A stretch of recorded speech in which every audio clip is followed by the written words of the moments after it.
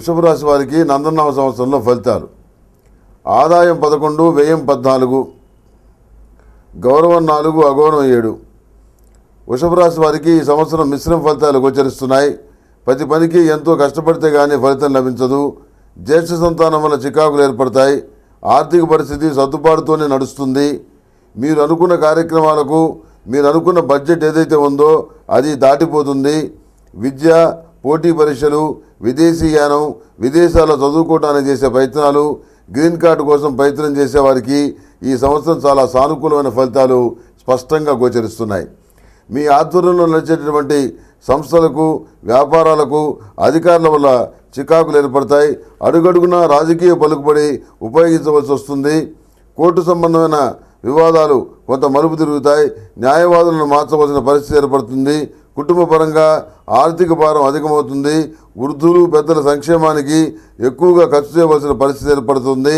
ఆదర్శవంతమైన మార్గంలో సక్రమంగా నడుస్తున్న బంధువర్గం నుండి విమర్శలు వస్తాయి. ఇది ఎంతో బాధ కలిగించే అంశంగా మారుతుంది. సంతాన పురోగతి కోసం గట్టిగా ప్రయత్నిస్తారు.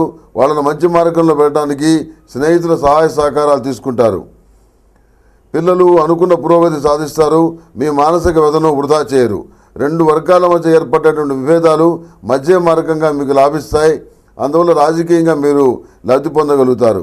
వ్యవసాయ సంబంధమైన ఉత్పత్తులు, అందుకు సంబంధించిన వ్యాపార వ్యవహారాలు మధ్యస్థంగా ఉంటాయి. చిల్లర ఖర్చులు అధికమవుతాయి. దూర ప్రాంతంలో ఉన్న మీ వాళ్లను కొంతకాలం ఆర్థికంగా ఆదుకోవాల్సిన పరిస్థితి ఏర్పడుతుంది. కొనుగోళ్లు చేసిన స్థిరాస్తుల విలువ పెరిగినా వాటి నమ్మటాన్ని వీలు లేనటువంటి పరిస్థితి ఏర్పడుతుంది. ప్రతి విషయంలోనూ ఇంట్లో వాళ్ళ జోక్యం అధికమవుతుంది. జోక్యానికి అడ్డుకట్ట వేస్తే విభేదాలు, తగాదాలు, ప్రశాంతమైన వాతావరణం లోపిస్తుంది. అందుకే 100% మీరే సర్దుకుపోతారు. బలవంతులు, సమర్థులు అని నమ్మి కొంతమందితో కలిసి మీరు చేసే వ్యాపారాలు చేదు అనుభవాలు మిగులుస్తాయి. కనుక ప్రతి విషయంలోనూ జాగ్రత్తగా ఉండటం అనేది చెప్పదగిన సూచన. ఈ వృషభ రాశి వారు కూడాను సంపూర్ణ ఫలితాలని శుభతిథి పంచాంగంలో పరిశీలించుకోండి. ఈ వృషభ రాశి వారు ఈ సంవత్సరం మహాపాశుపత హోమం చేయటం అనేది చెప్పదగినటువంటి సూచన.